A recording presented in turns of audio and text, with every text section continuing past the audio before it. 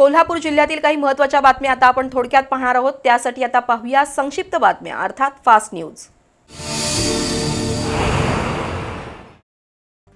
पंचगंगा मुक्तिधाम स्मशानभूमीला गेल्या काही दिवसापासून लाकूड आणि शेणीची टंचाई भासू लागली आहे। त्यामुळे शेणीदान उपक्रमाचं आवाहन करण्यात आलं होतं।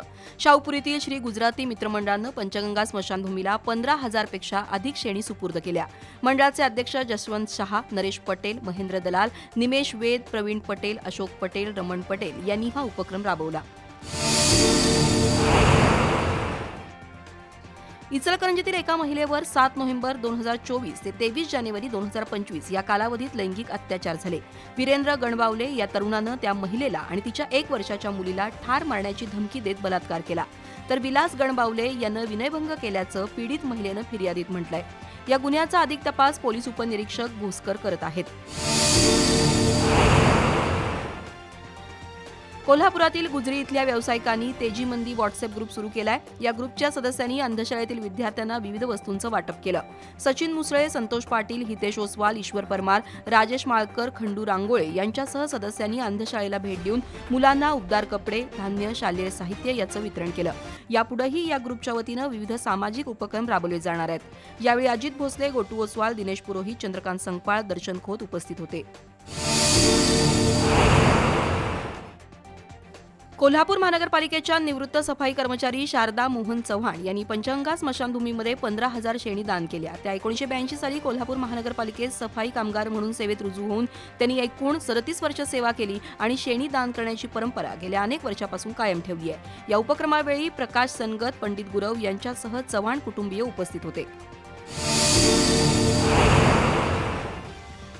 कोल्हापुरातील राष्ट्र ऐक्य व्यासपीठ आणि महाराष्ट्र मुस्लिम संघ यांच्या वतीनं महिला मेळावा घेण्यात आला। ॲडव्होकेट रणजितसिंह घाटगे, सुमित्रा देवी घाटगे, सीए फारुक मुल्ला, आसिफ मुजावर, माजी महापौर शमा मुल्ला यांच्या प्रमुख उपस्थितीत मेळावा झाला। महिला आणि बालकल्याण विभागाच्या विविध योजनांबाबत अधिकाऱ्यांनी माहिती दिली। पिंक रिक्षा आणि बाल संगोपन योजना महिलांसाठी उपयुक्त असल्याचं ॲडव्होकेट रणजितसिंह घाटगे यांनी सांगितलं। लघु उद्योगासाठीच्या शासकीय योजनांची माहिती महिलांना देण्यात आली। यावेळी जाफर मलबारी, मुबारक मुल्ला, आसमा गलेरिया, तबस्सुम मुजावर यांच्यासह महिला उपस्थित होत्या।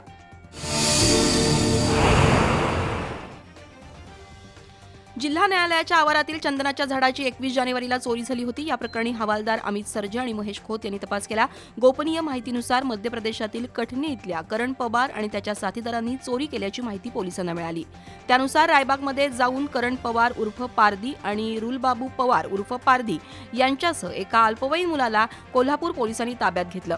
त्यांनी चंदनाचं झाड चोरल्याची कबुली दिली। हे चंदन ज्याला विकलंय त्याचा आता तपास सुरू आहे। गावठी हातभट्टीच्या दारूअड्ड्यांवर गेल्या काही दिवसांपासून छापा कारवाई सुरू आहे। आज राजारामपुरी परिसरातील 7 ठिकाणी तर गोकुळ शिरगाव परिसरातील 4 हातभट्ट्यांवर पोलिसांच्या पथकानं छापा टाकला। त्यातून 7,140 लिटर कच्चं आणि पक्क रसायन तसंच 600 लिटर हातभट्टीची दारू असं 3,37,000चं साहित्य नष्ट करण्यात आलं। या प्रकरणी 11 जणांवर गुन्हे दाखल झालेत। यापुढेही बेकायदेशीर हातभट्ट्यांवर कारवाई सुरू राहणार असल्याचं पोलीस निरीक्षक रवींद्र कळमकर यांनी सांगितलं। आषाढी वारीप्रमाणेच मागी वारीसाठी अनेक वारकरी पंढरपूरकडे रवाना होत असतात। कुडाळ इथले वारकरी गेली 36 वर्ष माघ वारी करत आहेत। आज ही दिंडी कुडाळहून कोल्हापुरात आली। यावेळी पुरुषोत्तम नातू यांच्या वतीनं वारकऱ्यांना फराळाचं वाटप करण्यात आलं। काही काळ विसावा घेऊन ही वारी पंढरीकडे मार्गस्थ झाली।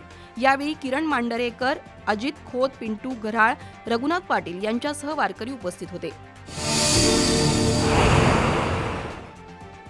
परवाना न घेतलेल्या किंवा ज्यांनी परवान्याचं नूतनीकरण केलेलं नाही अशा व्यावसायिकांवर कोल्हापूर महापालिकेच्या वतीनं कारवाई करण्यात येते।